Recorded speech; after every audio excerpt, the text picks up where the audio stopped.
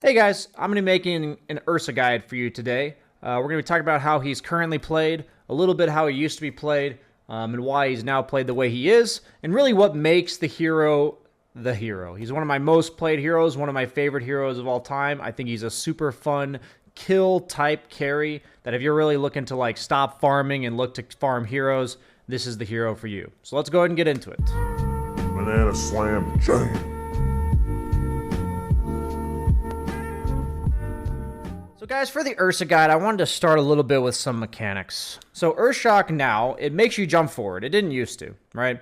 So Urshock is its own sort of like gap close, right? Jumps you on top of somebody, and for a hero like Ursa, who usually gets kited and has a tough time locking onto targets, it's quite a nice ability, the ability to slightly jump forward. It's like a miniature Slark pounce. But the problem is over time, they've realized that the slow was too powerful, as well as the cooldown was too low.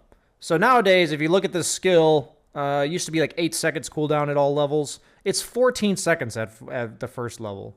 So it's a skill that you pretty much want to avoid leveling unless you need to secure some range creeps. But even then, it's a pretty high mana cost for how much damage it does, 75. And if you level at level 1, notice how your hero's base damage is a measly 44. So you're not really using it like Slark with Essence Shift, where you're going to get a lot of damage off, unless you have a lot of points and Fury Swipes. So unless you absolutely need it for that range creep, or you're like dying at the rune or something, I pretty much try to avoid leveling Urshock at level 1 at all times. So when it comes to Overpower, the way they've reworked this skill is they've changed its cooldown a bunch of times, they've changed how many attacks it is a few times, and they've also changed its mana cost a lot. So nowadays, if you look at the mana cost, it used to be like a flat 75. And now it's 30 at level 1, which is absolutely nutty compared to the 85 mana of Earthshock.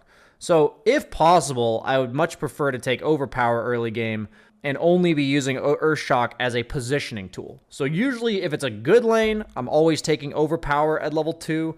If it's a bad lane or a lane that I'm a little more scared, I take the Earthshock in a case of like being more defensive. So Overpower is a super efficient skill for how much mana it costs, and we'll talk about exactly like how much damage it represents at all levels as we move on to Ursa's third skill. So Ursa's third skill is really like his most defining skill. You know, it's the one that allows him to take Roche. It's the one that makes him do all the damage that he does. And it also defines the other two skills, because the other two skills are, one makes you attack a bunch, the other one makes it so you're able to attack. But without Fury Swipes, your attacks really don't do anything anyways. Fury Swipes applies bonus damage every single time you attack somebody in succession. It's very similar to Slark in the sense that if you hit somebody once, you want to be able to hit them again. And once you've put like 2 stacks on them, you do a lot more damage on that third hit. So it's all about threatening people in the laning phase with Fury Swipes. And it's all about building to hit people in the late game because Fury Swipes is such a massive source of damage. Fury Swipes does apply on the first attack. So meaning that 10 damage per attack at level 1 is applied on your first hit. So when we're looking to CS, you go from 44 base damage to 54 by leveling Fury Swipes. So it's almost always necessary to level Fury Swipes level 1. And it's something that I like to use in the laning phase as a way to secure CS, because if we like include Quelling Blade and everything, if you hit the creep once before you're going to last hit it, suddenly you're hitting for like 80 damage on creeps with Quelling Blade and stat items, which is pretty good. So it's almost impossible to CS in lane if you don't take Fury Swipes, and we're going to be showing in the actual examples how Fury Swipes can be used to make sure you secure those early CS. But in the past, Ursa was known as like a lane dominator. That's really not the case anymore. His level 1 and 2 and 3 are pretty meh. The reason why is they've nerfed his base armor, they've kind of nerfed his move speed, and they've also made it so that Fury Swipes, which used to be 15 damage at level 1, and also a 20-second duration at level 1, is now an 8-second duration at level 1 and 10 damage. It eventually becomes that 20-second duration, and eventually it's 37 damage, which in the past it actually maxed out at 30. So if we compare Ursa to like the Ursa of old, like a long time ago, he's the same hero around level 5 as he used to be, which turns him into a lane dominator at level 5. But prior to that, he's pretty mediocre. So my first major tip for you is don't overplay Ursa in the level 1 and 2. I want you guys to be able to envision actually how much damage this ability does. So on your first attack, it's 1 instance of Fury Swipes. On your second attack, it's 2, then 3, then 4, then 5. And if you add 1, 2, 3, 4, 5, and 6, which is how many attacks you have with Overpower, 6 attacks, you're now getting 21 instances of Fury Swipes. Damage, right? So if we're looking at 21 instances of this damage after just one volley of maxed out Overpower, we're looking at 21 times 37. That is 777 damage. That is a lot of damage for a hero with just abilities, from just attacking, completely ignoring how much attack damage he's actually doing with his normal attacks. So 777 damage at level 10 if you have 4 points in Overpower and 4 points in Fury Swipes, purely from abilities, ignoring everything else. So that's a lot. And what I'm getting at here is Ursa's entire kit builds to hit people. Most of his items are not damage items. His items are items that allow him to damage people. So when we're thinking of Ursa in theory, we want to be not buying Desos and Daedalus for the most part. We're buying items that allow us to hit people, like Diffusal, Basher, Blink Dagger, BKB, Ags. Anything that prevents us from being crowd controlled and also allows us to stick onto our targets. Because at the end of the day, as Ursa specifically, if you are hitting people, they will die. I also want to note that that becomes even more with the level 20 talent, the Fury Swipes talent for 49 damage. Suddenly it's 21 times 49, which is about 1,000 damage. Let me do the maths real quick. It actually is over 1,000 damage. I think that's like 1,029, something like that. It's a lot of damage from just spells. And that's ignoring the fact that you can still hit them afterwards, you can hit them before, etc. And then last but not least, my favorite ability in all of Dota in terms of how it feels to cast it and how powerful you feel is Enrage from Ursa. They've changed it a lot over time, but if we look at it, notice how much damage reduction it is, 80%. The way damage reduction works is if you're taking 20% damage, that means instead of 100 damage, you'll take 20. Which means that if I have 100 HP, and previously the 100 damage would have killed me, I now am only taking 20 damage. So that means 100 HP turns into 500 effective HP. So what I'm getting at here is 80% damage reduction makes you have 5 times as much HP, which basically means you never die. As long as you are enraged, it's almost impossible to kill you. On top of that, you also get 50% status resistance, so it's also really hard to control you. And it also applies a Dispel. So if you're Galed or Rooted or anything like that, you will be able to remove it with Enrage. Status resistance as a concept is quite broken. And because of the way Enrage works, combined with his other 2 spells, there are 2 ways to deal with Ursa. One is to kite him and make it so that he can't lock onto you and eventually kill him afterwards. Or 2, burst him down where he's not able to use Enrage, just dies before his defensive spell is able to be used. So those are really the 2 ways to deal with Ursa. If your lineup has neither of those things, it becomes quite difficult, and those are the games where he's best. This hero is 100% single target physical damage. So usually the heroes that deal with him best are ones like TA that are better single target physical damage, and also the refraction to block your damage because you have large amount of damage, low amounts of instances, or heroes that buy halberd, strength heroes that like mid laners like Kunkka, or heroes that are illusions, right? Heroes with summons, Beastmaster that can kite you because of the slows from the boar, heroes like Terrorblade, Naga Siren, Phantom Lancer. These are all his worst matchups. Why? Because they're either really good at kiting him or they make it very difficult for you to hit their actual hero. Heroes like Venomancer in the past were very annoying. They still kind of counter you, but now because you have a built-in gap close from your Earthshock and you also have like really good scaling with the status resistance of Enrage, these matchups aren't nearly as bad unless you're dealing with like 2 or 3 heroes that fit this description. I'm more so concerned about the carry matchup as a hero that I can just hit a bunch of times. That's my biggest concern. Earthshock can be used if you're rooted, but it won't move you if you're rooted. So that's really important to consider. Like if you're ATOSed or CMW'd, you can use it, but it won't move you. Secondly, with Overpower, in the past, if you missed an attack, then it would not proc one of your 3, 4, 5, 6 charges. But now, if you miss, it does proc. So that means that the only damage item this hero can really buy is MKB. And that's not because it's a damage item. It's because he needs to be able to hit people similar to like Face's Void, where he's only as good as many times as he bashes you. You know, Ursa's only good if his overpower either takes you down to full, like from full to 0, or at least threatens you. So really important there that you understand that. His Ag Shard is probably one of the best Ag Shards in the entire game. Very rarely do you find yourself buying it, though. We'll go into more depth about this in the examples. But Ursa's all about getting early Roshan and then getting a second Roshan such that you get the Ag Shard for free. Since he doesn't generally farm very fast, that 1,400 gold means a lot to you. But it makes it so you apply your Enrage every time you Earthshock. And this adds on top of your actual Enrage. So if you like cast Earthshock and then you Enrage, it'll give you the 1.5 plus the duration of the Enrage, which is like basically invulnerability. Really important to note that actually using Enrage does dispel debuffs, but the Enrage from Earthshock does not. It just makes you have damage resistance and status resistance. On top of that, we're going to talk about Ags real quick. If you read it, it says it reduces the cooldown pretty significantly from 30 to 18, and then it allows Ursa to use Enrage while disabled. It's really important to note that you can't use it when you're silenced. It's like the old attribute shift from Morphling. You can only use it when stunned, not silenced. So certain disables in the game are considered silences, such as Enigma Black Hole, such as Legion Commander Duel. Also, Hex is considered a silence. So if these are the ways that you're getting initiated onto and dying, Ags is not the item, people.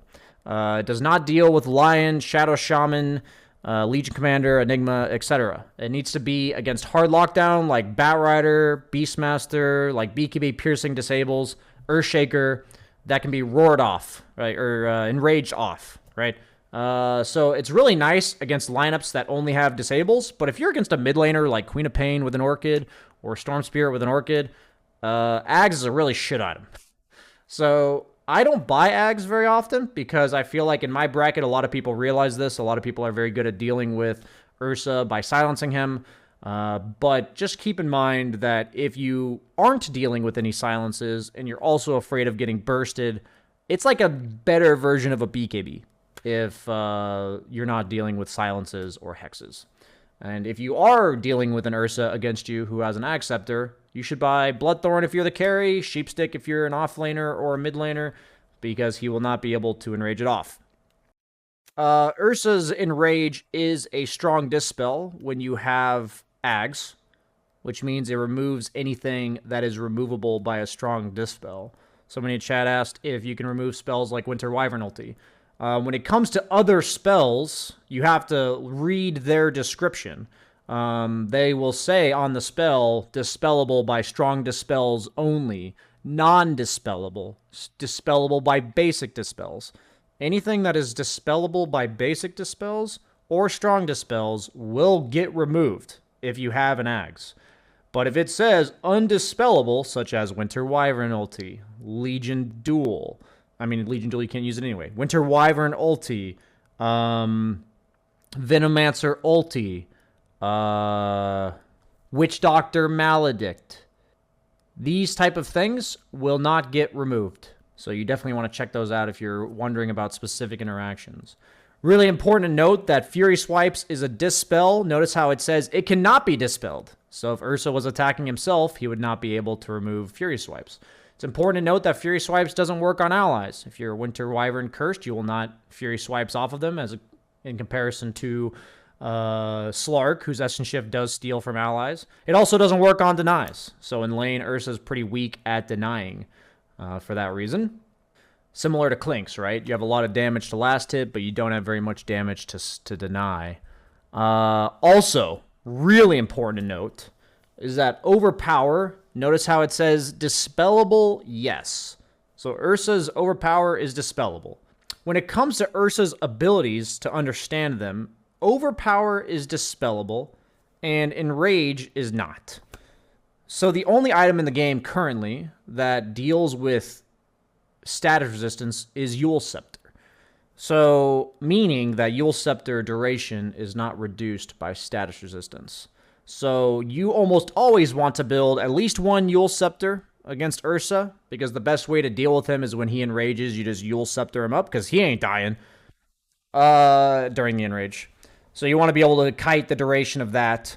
And it also dispels overpower. In the mid to late game, if I'm a carry, I love building Nullifier against Ursa if I can, because it's a continuous dispel. Heroes like Shadow Demon are incredibly hard to deal with. Any heroes that actually have dispels built into their kit can be really annoying in the early to mid game, especially Enchantress, Oracle. It's not that you don't pick Ursa into these heroes. It's just really important to consider that they will be able to dispel your overpower. Brief look into talents for Ursa. You pretty much always need the mana regen talent. I've noticed even if you go Battle Fury, it still feels really nice to have the mana regen talent.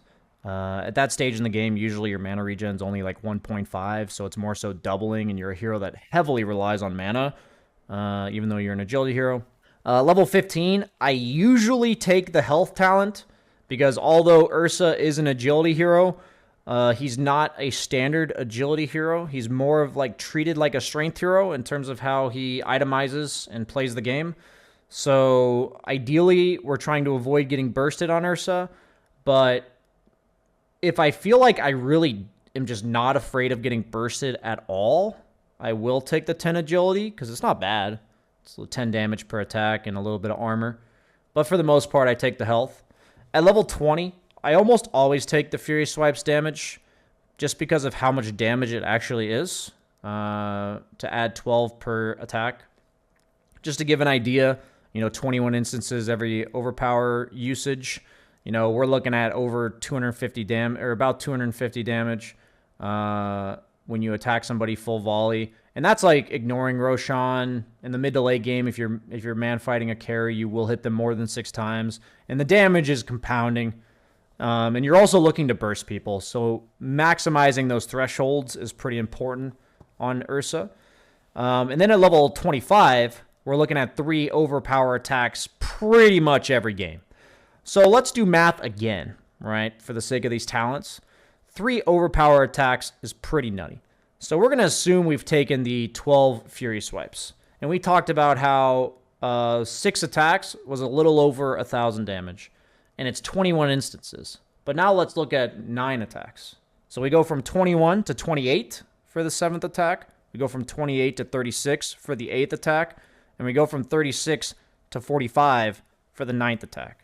So if we're looking at level 25, 9 attacks, which happen almost instantly, 45 instances of 49 damage. That is 2,205 damage.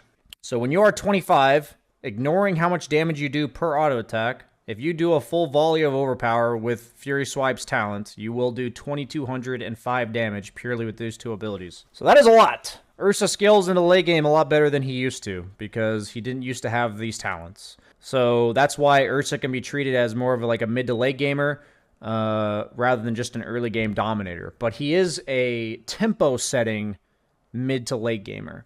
So let's go ahead and get into some examples of exactly what makes Ursa Ursa. So I have a pretty standard recipe for Ursa in terms of how I itemize him. Very rarely do I go for like a super early Orb of Venom. We're going to line up his timings according to what we kind of said in the mechanics. He's really weak level 1 and 2. He gets a little bit stronger level 3 because of the second point and Fury Swipes, but he comes online really hard at like level 5, level 6. So early game, my items are pretty much all about sustaining, chilling, CSing, while my items eventually turn into killing. So that's like the natural progression for Ursa. Early game chill, level 4 or 5 lane dominator. And you're going to see that story in pretty much every game I play. You'll see that on Ursa, one of your biggest issues is that you can't really secure range creeps if you're against stuns or slows like in this lane. And you also want to make sure that the lane's not pushing into you too much. So I'll usually auto attack creeps as long as my opponents are pushing the wave. Notice how I'm trying to set up Fury Swipes every time, if possible. But like Ursa's level 1, man, you see this. Defensive aggro central. That's all I'm going to do every single game. Defensive aggro, defensive aggro, defensive aggro. as I can't really do much to prevent that other than potentially doing even more defensive aggro. But this happens a lot as Ursa, and if you can minimize these like level 1 and 2 deaths that still occur pretty much no matter what you do sometimes, it's a really good part of playing Ursa. Just know that this part of the game, you're not strong.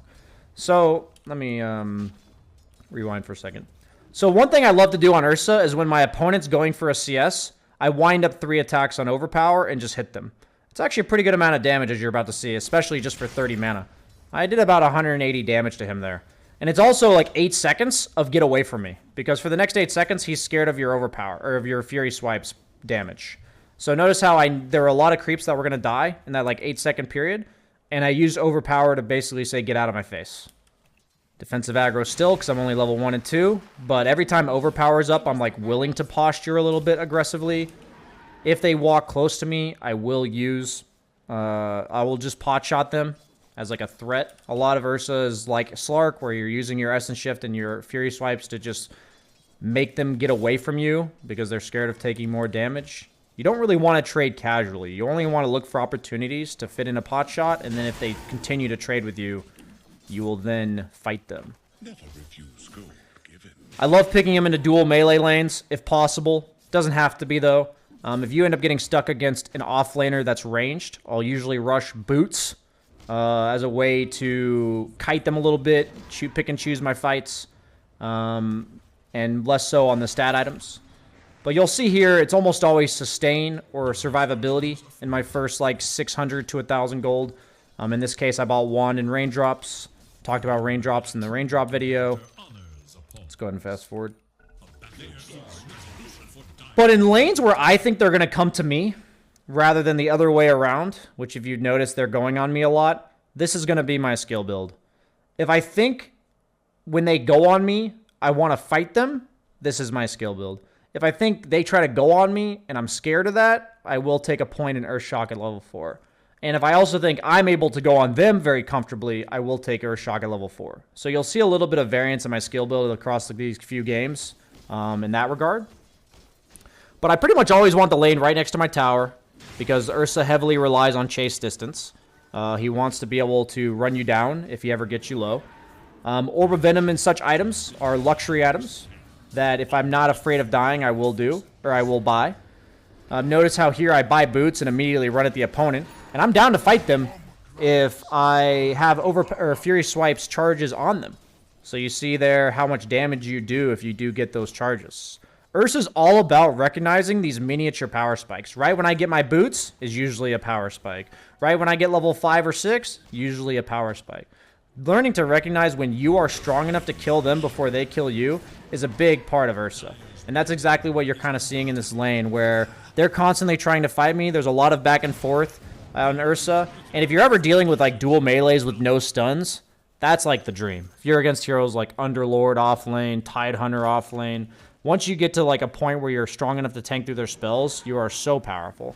But like if the lane's this far up and I'm low, which usually happens around this stage of the game because I've bought upgraded boots, but I haven't been able to buy my sustain item yet, then you can just chill and jungle a little bit. This point in the game, you're either really strong because you're full HP and ready to go, or you're not. So in this case, my support salved me up, so I'm actually going to go back to lane, which is great. But I probably wouldn't have bought my own salve to return to lane unless I really wanted to return to lane. But notice here, it didn't really feel good to return to lane. I end up most likely going down here, which I do. But like Ursa as a hero, once you get the Morbid is when you're the strongest. So if I feel like I'm going to be chasing people down a lot, then I'm going to buy phase boots. If I feel like I'm going to try to stand my ground a lot, I'm going to buy treads. I think this game specifically, for the lane, it was better to buy treads since they were continuously going on me.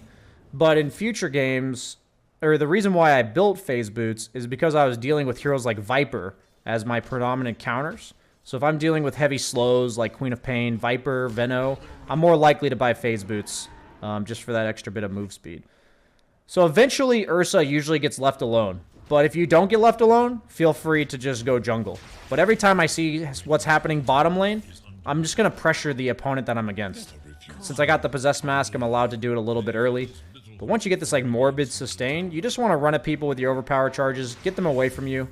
and then look to jungle if possible. But this is all what Ursa is. You scare them more than they scare you. Notice how often I'm running at him back and forth. But then it's just like push out the lane. This hero doesn't hit towers. He's a very chill hero in that regard. The main objective that he threatens is Rosh. So if I'm on Dire, I will do whatever I can to stay in the top half of the map. Because you threaten Rosh. It's the most important objective in all of Dota to Ursa. He's the best Rosh-taking hero in the entire game. So if I'm Dire, I'm very likely to do whatever I can to stay top. If I'm Radiant, I'm very likely to do whatever I can to find an opportunity to rotate top. Because I want to threaten Rosh no matter which side I'm on. Generally speaking, with the way rotations go, Ursa is a better Radiant hero. That may change in the future. But the entire kit of the hero is balanced around whether or not he can take Rosh. Rosh is possible with Morbid Mask plus max Fury Swipes. You can do it with 3 points. It's a little risky. You may need somebody to tank for you. But once you have max Fury Swipes, you will be able to Roshan by yourself. So the whole idea of this hero is you create a lot of space by existing. The second you leave the top half of the map, you're no longer creating that space. If the opponent ever takes a fight bottom, once I have Morbid Mask, I'm running straight into the Rosh pit. And that's really important to consider in the mid game. You'll see it every time I play Ursa. Probably the most important understanding of Ursa in the entire, learning how to play the hero. So I'm constantly monitoring my threat. Notice how I'm, looking at Viper. He's the guy that scares me. So as long as Viper's showing, I'm not really afraid. I'm not going to rotate unless I absolutely have to. In this game, they don't have the best way of scouting the Roshan pit. So Roshan's a huge threat to their lineup. They consistently have to keep heroes around my top half of the map. And notice how I'm kind of just letting my my teammates play 4v3. And even though it looks like, yeah, I'm not really participating in the game. I've only been a part of 2 kills at 11 minutes. I'm forcing so much to be done on the top half of the map, which is a really important part of this hero's kit. Fast forwarding a bit. So notice how they went bottom, and I'm just going to immediately walk into Rosh. My team's dedicating a bunch of resources. They've made a move. And so if my team 4-mans like this, I'm just going to take Rosh. If the enemy team goes bottom, I'm going to take Rosh.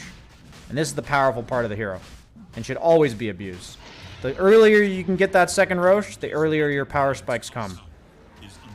So once you get this first Aegis, you're waiting for that Diffusal timing.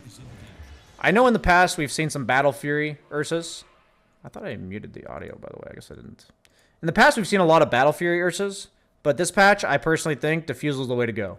In the future, I will be making a guide on Battle Fury Ursa, talking about it a bit if I feel like it's more prevalent in the current meta. But this is more of the Ursa of old, the pace setting, Diffusal Blade, run at you Ursa, and I think personally it's the best build right now by far.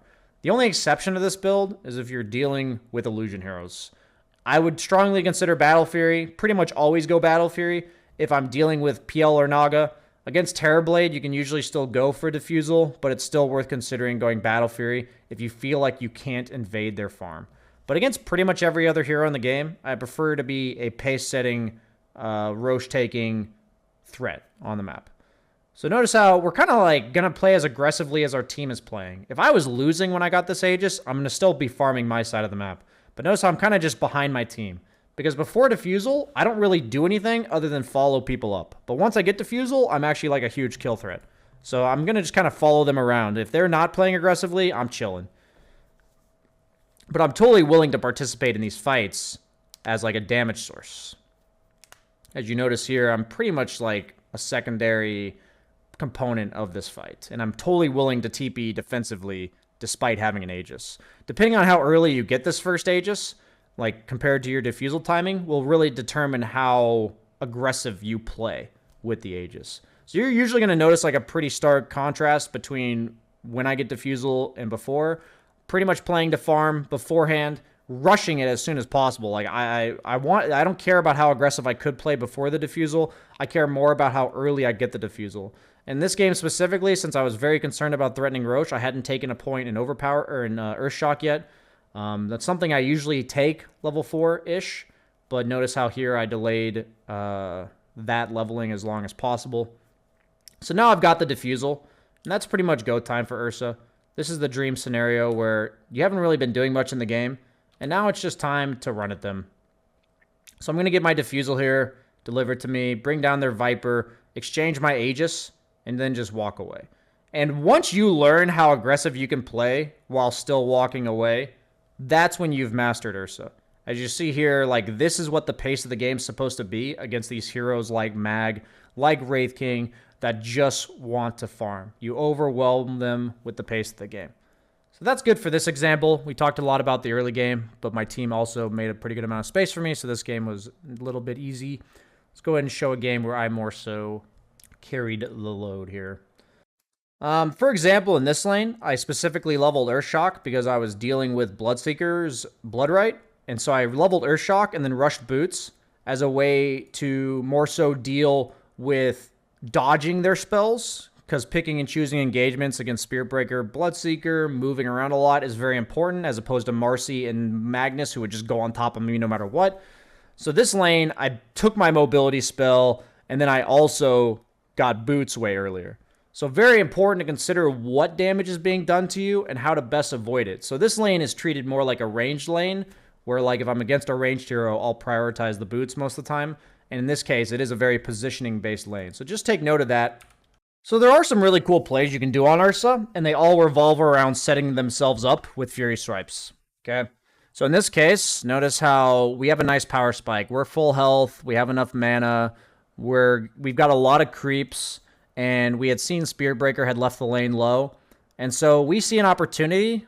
This is a bug. He has one Fury Swipe attack on him, right? So we get a second one on him. We're going to get a third one on him if he walks up. And we're going to constantly threaten him. We use our Earthshock oftentimes aggressively if we've already hit them before. A lot of the times, if I haven't hit them yet, I don't Earthshock on top of them to be aggressive. Because the worst thing that could happen if you're still learning Ursa or you're newer to Ursa is that you overpower or you Earthshock on top of somebody to hit them, and then they just like turn around and kill you. So most of the time that I overpower, or that I... Most of the time that I Earthshock on top of opponents is when I've already hit them once or twice. So you see that being done here, where level 4 power spike, where I Earthshock on top of this guy and get a bunch of charges on him. But the biggest thing is you're going to notice here that I'm not really trying to do too much, but I'm trying to keep that Fury Swipe stack refreshed. That's like the most important thing, if possible. And if they don't play around it, great. So notice here I'm going to poke him down, and then I'm going to lay a little trap.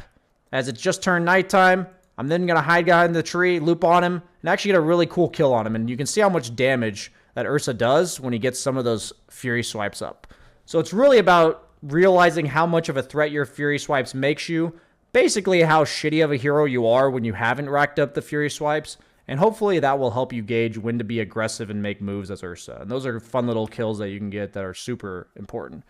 So in this specific lane, it's very different from the Mag Marcy lane, because in this lane, there's a lot of like area control with Bloodright, as well as like melee versus melee, and they're gonna get on top of me, but I'll be able to fight back better because they're lacking disables. So when I feel like the opponent's gonna get on top of me and I want to just fight them consistently, and I want to also be able to control the lane, I usually will go treads because they feel better. You can tread swap with them. You can basically have like a pseudo overpower without utilizing it at this stage in the game. Like before you're level 10, before you're level 9, you don't get to use your overpower all that often because of the cooldown as well as like the limited attacks. So this makes you farm faster. It makes you trade better. And so it's less of like an all-out kill lane and more of a trade sustain lane. So when I feel like they're going to run at me a lot and I just want to trade with them rather than go for kills, notice how in that Marcy Mag lane they were consistently trying to kill me, then I'll go for phase if I'm worried about them killing me. But if I'm worried about trading, I'll go for treads. So that's usually the distinction between treads and phase. Pretty much the only item decision that Ursa really ever makes for the most part. Going boots into Morbid just matters what boots you go. Pretty much every Ursa game I play, there's a lot of attention brought to my lane. And this is generally the best way to deal with Ursa. We talked about in the mechanics portion that he's a single target physical damage hero. So at the highest level, the way they usually deal with you is by bringing 3 heroes to your lane. Because you can only kill one of them. So this is what you have to prepare for as an Ursa. Notice how I was being aggressive and then I saw somebody rotating in. I have to be very aware of the rotations of the opponent. And I specifically love picking Ursa into heroes like Tinker that are mid because they don't rotate. It allows me to be a lot more aggressive in my lane. and it allows me to feel much more comfortable playing up, right?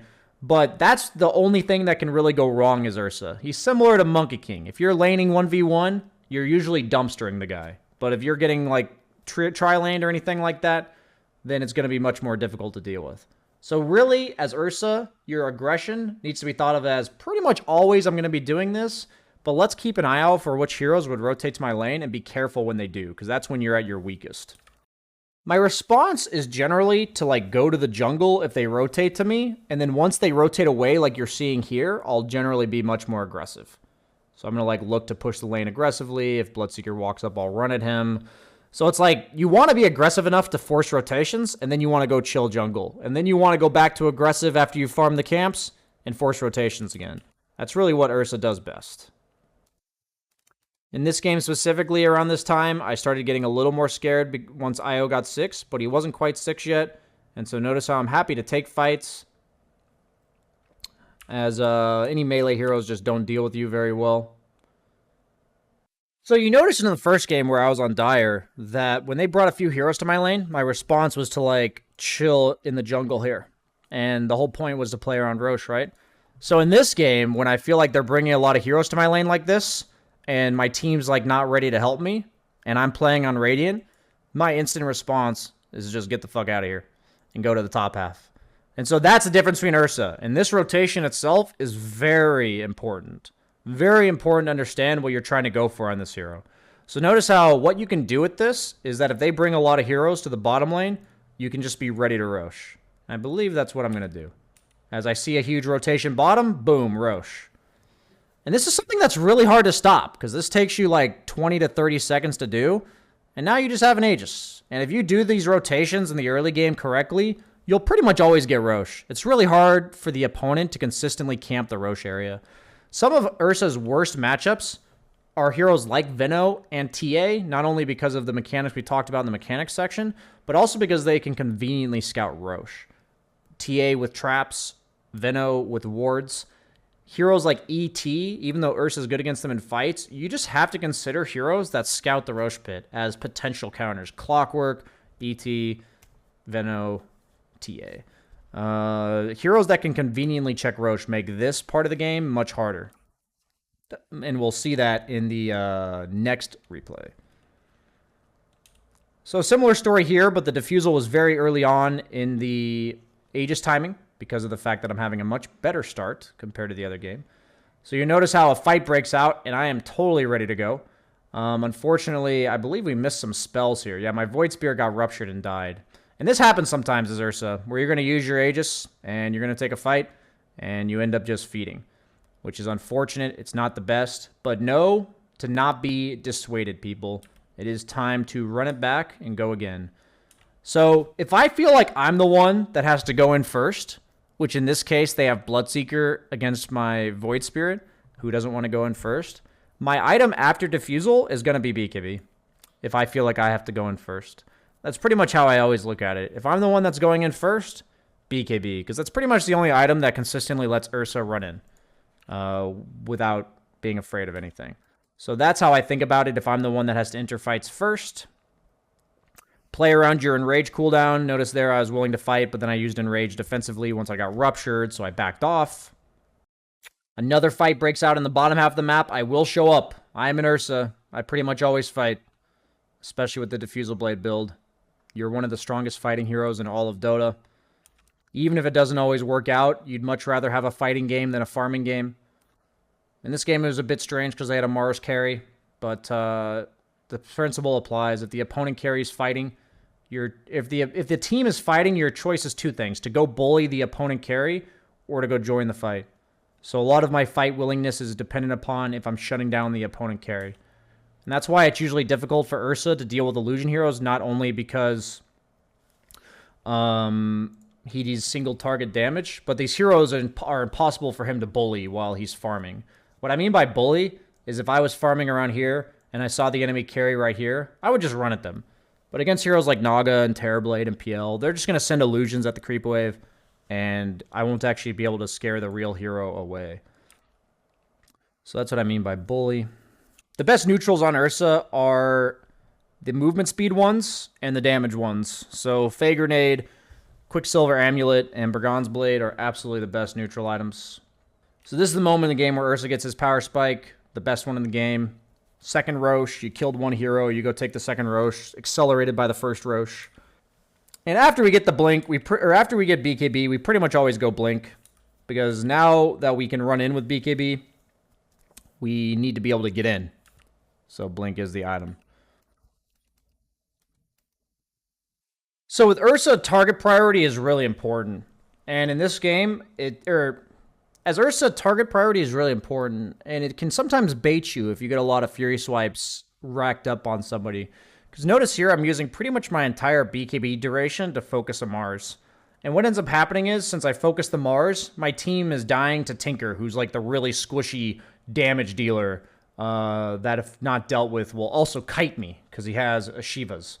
So, if possible, you want to be close enough to your team to help them against heroes like this. You know, if these Queen of Pains, these Embers, these Void Spirits, these Tinkers go into your team, you want to be able to help them.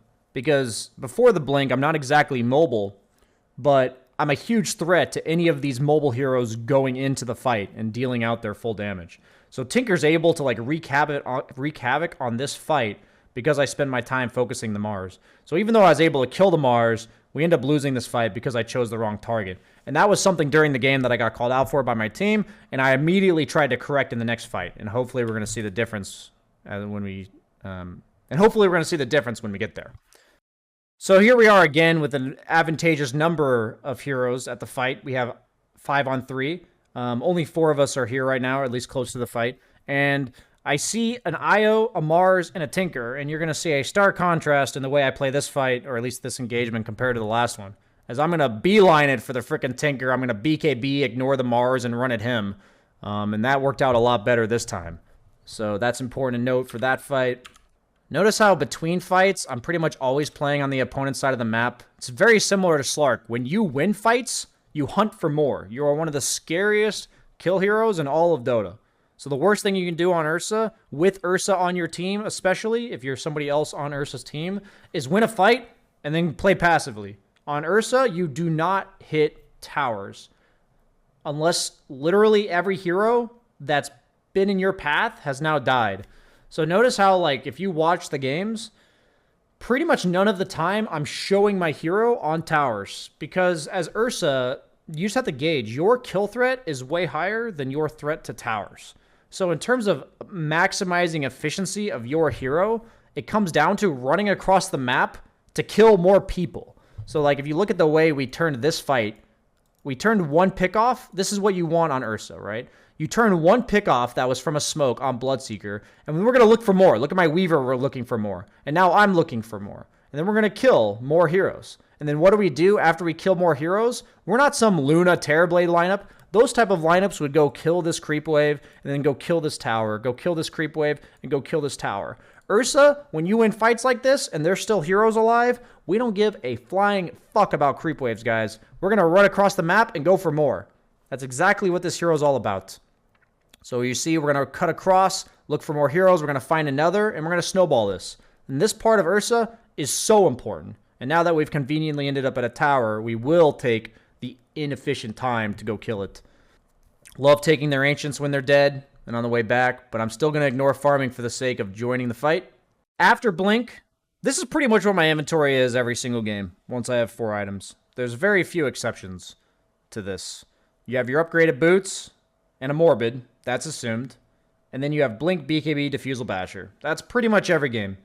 Re-emphasis on why this hero doesn't buy damage items is because this ability with 6 attacks does 1,000 damage. So what that means is we need to hit them 6 times. We don't need items that make us do more damage. We need items that allow us to hit them 6 times.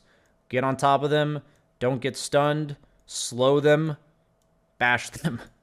Right? So most bait items in all of Dota on Ursa are Deso, Daedalus. There are games for these items, very few and far between. And I think if you ended up with these items after 5 or 6 items, that's pretty standard. If you're dealing with silences at this stage in the game, my next item would be Satanic. Because I don't want to pop BKB in order to have to use my Enrage. Satanic's an amazing item on Ursa if you're worried about silences, because now you no longer have to pop BKB anymore. It's a very convenient item for removing silences. But if I'm not worried about silences, I will just go straight for the Abyssal. Sometimes I'll upgrade the Blink first, but the Abyssal upgrade feels really nice for the reliable Abyssal. So when you're having control of the map, this is one thing I love doing on Ursa. Once you have these items, you survive for so long. So what you're going to see here is I'm just going to force an engagement. Notice where my team is. They were together, but they weren't with me. I just want you to see something that you can do on Ursa. He's kind of similar to Slark, where you can force people to use abilities, but instead of disengaging, you kind of just wait for your team to get there. So I usually call for them to come, but like, see how here they're going to go on me. They're going to cast Rupture. I'm 1v3. My team's making their way here, but I'm just chilling. Holding defensive spells, patience, using my Earth Shock, status resistance and damage reduction, waiting for my team to get here. Then we're going to turn the fight. And this is something that you can look to do on Ursa, because he's very hard to bring down if they don't have instant disables. So this is an amazing way to make use of Ursa's aggression, is not only hunting people down, but also kind of like messing with them, poking with them, threatening them, such that they all go on you, and then turning the fight because your team punishes them with heroes like Tidehunter, and then catching them with heroes like Bane. But yeah, that's it for this replay. Let's move on to the next one. So a lot of people ask me what you do when your mid laner picks a carry. You know, what if your mid laner picks Alchemist? What if your mid laner picks Tinker? Even like a TA, a hero that farms a lot, you know, in the mid lane. And it's not that Ursa is always the perfect pick, but I personally love picking Ursa with mid laners that farm, because of the way that Ursa is currently played with the Diffusal and the aggression. So just note that I love picking him with... So we'll talk about drafting real quick. I love picking him with mid laners that farm, if possible, because you are creating space just by existing around the Roche Pit. And then I also like picking him with supports that have heavy lockdown, like Bane, Lion, or supports that sustain you and allow you to run at them. So I don't really like him with Oracle very much, because Oracle kind of helps heroes that stand their ground. Same with Wyvern. But I love him with Io, Abaddon, heroes like this that sustain you and promote you to continue running at the opponent. So my favorite pairings with Ursa are sustain and heavy stuns. Pretty much anything else, I'll usually lean away from picking Ursa, but when we're looking to synergize with our supports, I want that. And I generally want one point-click stun on my team. So if it comes from the Lion that's supporting you, great. In this case, I have a CK. Those are the games I generally like to pick Ursa. One stun and or some way to sustain me. But most importantly, the stun. Because in the mid-game, you want a hero that you can clearly play around. Heroes that Ursa hard counters in the offlane. You've been seeing games where I picked Ursa in pretty good offlanes. You saw Magnus offlane. You saw Bloodseeker offlane. And in this case, it's Night Stalker. But the dream are heroes with no slows and no stuns that are melee. He's very good against Axe and Legion because their main source of disable is Taunt, which you just shred through them. He's good against heroes like Tide, Underlord, Timbersaw. Mid to late game he's good against him, but laning stage you actually struggle a bit. DK, Doom. He's great against carries like Lifestealer, Juggernaut, Medusa, heroes that just like stand their ground and attack you, and some of them that rely on magic immunity. These are the heroes that Ursa is amazing against. The heroes that Ursa really struggles with, though, are heroes with continuous disables and also long-range physical damage. And the reason why he struggles with those is he will often have to pop his Enrage defensively before they've even committed onto you. So long-range sustained physical damage is actually the worst way for Ursa to get countered. So Terrorblade during Metamorphosis, Drow Ranger, Templar, Assassin are probably three of his worst matchups. Heroes like Puck can be incredibly obnoxious because they have a silence, as well as the fact that they're very hard to lock down. And then also heroes like Slardar, Beastmaster in the offlane. Heroes that have consistent control. Beastmaster with the Boars, Slardar with Bash as well as Corrosive Haze. He makes the rest of his team also do physical damage. And also one of Ursa's worst carry matchups is Phantom Assassin. Similar idea to Drow and TA. but instead of being a ranged hero, she just has daggers from range, and if you get locked down for like a split second, you will die full to 0. So we've talked about like heroes that are hard to hit being a counter. So a lot of people think of Ursa as a very kiteable hero, but a lot of people don't realize how much she struggles against immense amount of single target physical burst damage. And that's why Drow, TA, PA are definitely 3 of his worst carry matchups. Terrorblade's bad because he's ranged and does damage, but it's usually not burst, so it's not as bad. And then Slardar, I think, is his absolute worst off-lane matchup, even worse than like Venomancer. I also hate him against heroes with built-in silences, such as Death Prophet as well as Puck. I don't like him against Wind Ranger. Any heroes that are hard to attack, basically. Wyvern can also be annoying because she saves the rest of her team. Am I missing anything about drafting with Ursa? Now getting into the third and final replay of this incredibly long Ursa guide. Similar story every game with the starting items and the way we vision the game. And I'm going to go to the rune here, and I'm against Snapfire Nightstalker. And I just said, holy shit, I just took a bajillion damage. Like I said, this hero does not have good armor. It's only 4 level 1 before items. For an Agi hero, that's pretty low. So immediately I was like, damn. Most lanes, I'm buying, wand raindrops in order to sustain, because a lot of lanes that kill Ursa do it through magic nukes. But in this lane, based on what just happened, insta-queued up the Wraithband, baby. So very often, I skip Wraithband on Ursa. He has built-in attack speed. It's not usually a great item in the current patch, but man, they buffed its armor, and if you need armor on Ursa, you're dealing with Slardar, you're dealing with Snapfire support, man, Wraithband feels great. It's 3 armor for the price, and it's also a little bit of attack speed while you're not overpowered. So in this lane specifically, the early game I went for the Wraithband as opposed to the Wand. Something to consider as like a small item variance if you're dealing with heavy physical damage, maybe a stick plus Wraithband against a Bristleback, so you don't struggle with your low armor. One thing to note is that I am much more likely to buy phase boots if I'm against an offlaner who rushes phase boots, and I'm really scared of them if they have phase boots. So in this case, Nightstalker almost always rushes phase boots. I'm like aware of this. So in this game, I lean towards phase boots. And it's also better with IO because the tether move speed and everything. So in terms of boots, there's a lot of things that go into phase or power treads. I think both are reasonable, but I think optimizing which one you get each game is a big part of Ursa. In this game, I'm actually able to skip the Morbid because I have an IO to sustain me, which is an awesome part. It basically accelerates my timings by 900 gold. And that's why I love the IO pairing specifically more so than anything else.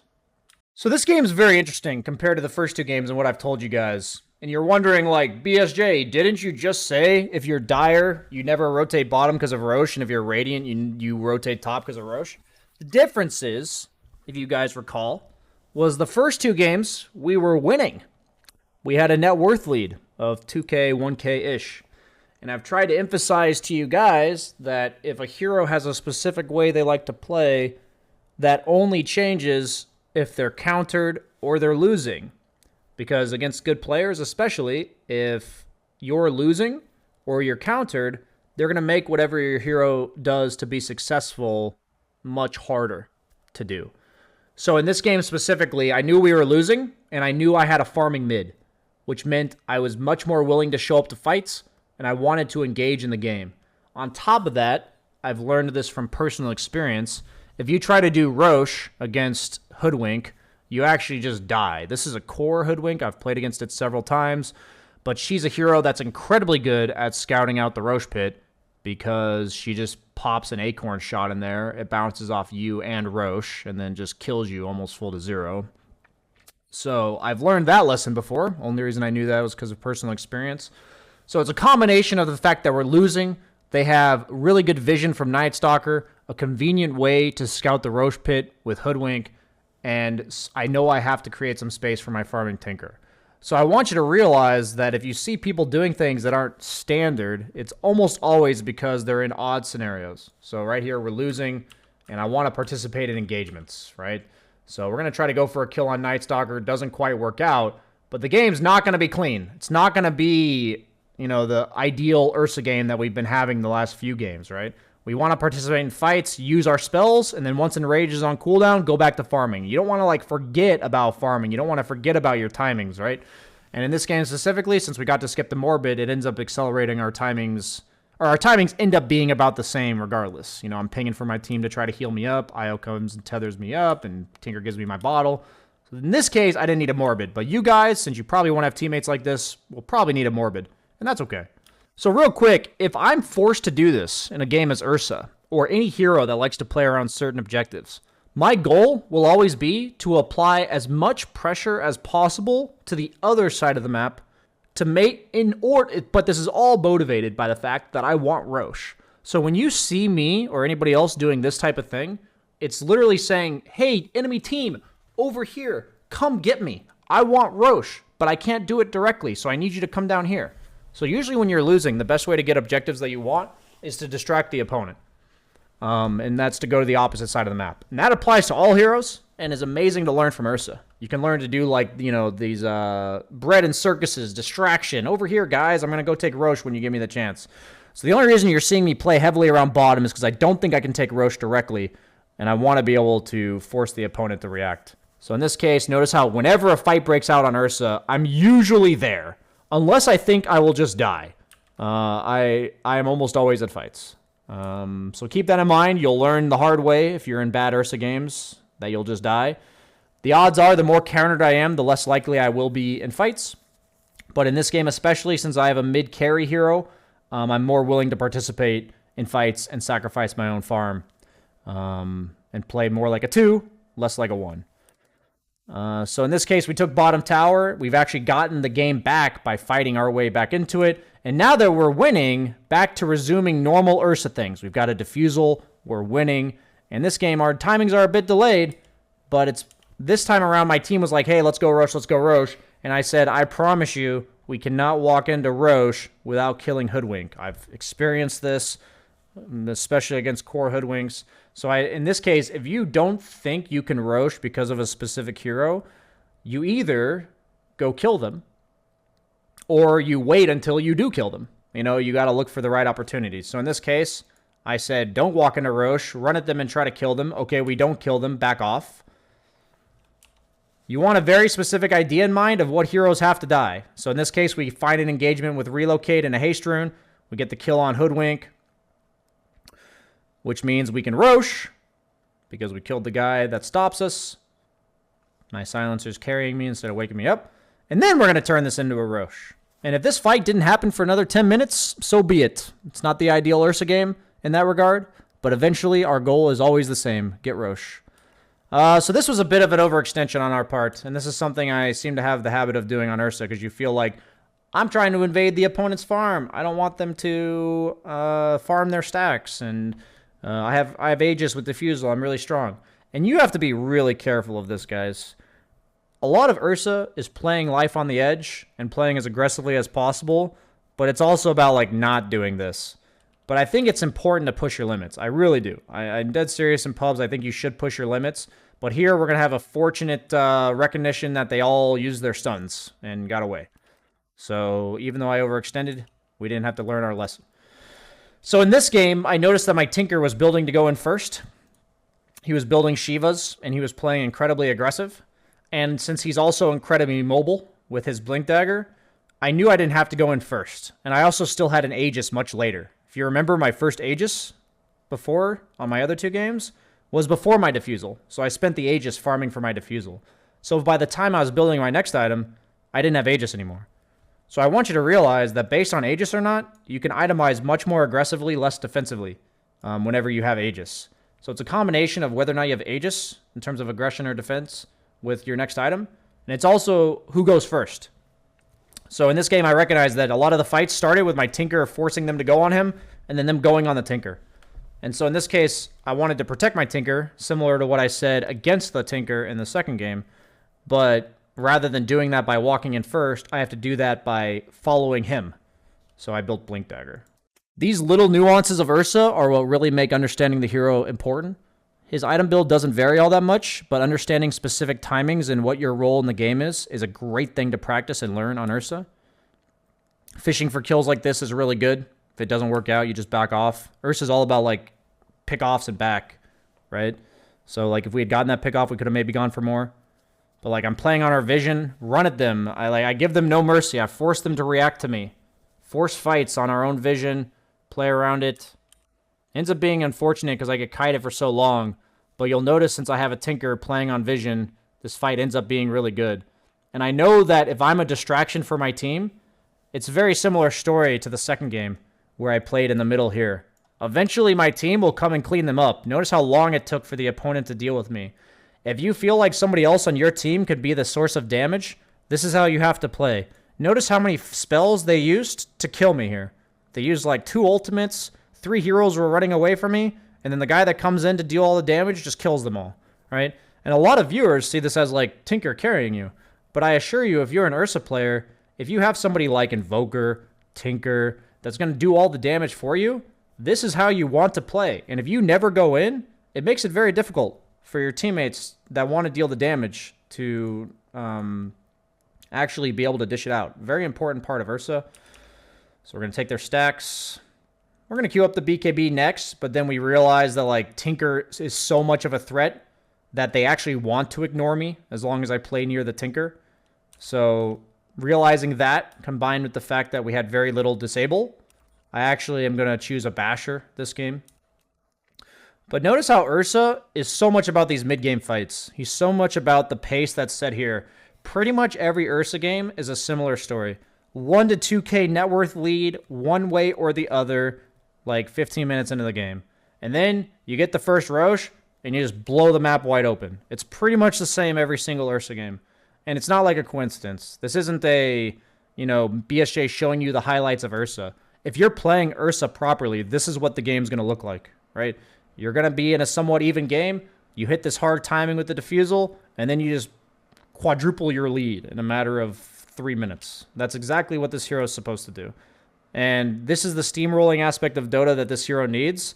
And if you ever feel like you messed this up, you threw the Aegis away, you had a really bad laning phase, then your goal needs to be asking yourself, at what item can I do this? So if you have a really bad laning phase, you're more likely to go Battle Fury than if you're snowballing, because, you need to come back into the game and get a couple items. And if you're having a bad game like this, like say we're in a similar spot, but instead we fed, we'd probably queue up the BKB, realize we're probably still not strong enough to fight with BKB, and then wait till Blink. Go Blink, BKB, and Diffusal, and then fight them. So that's the way you want to play Ursa. This is a good game for it, but I want you guys to realize that this is after a lot of practice, a lot of aggression, a lot of consistent learning how to apply pressure on the map. And if you ever mess this up, just ask yourself, when do I think I can do this again, right? But it's a very similar story to the other games. And most of the time as Ursa, you want the game to be pretty much over by this point. If the game's not pretty much over by this point, similar to the other game where you have like Diffusal, Basher, you're going to want to go for some carry items. The Abyssal Blades, the Satanics, upgrade your Blink. That's pretty much the late game for this hero. But that's pretty much all I have to say about Ursa. If you've managed to sit through like an hour of this shit, you're probably ready to play Ursa. So I hope you guys learned something from this guide. Thanks for watching. See you guys later. Like, comment, subscribe, YouTube. Bye.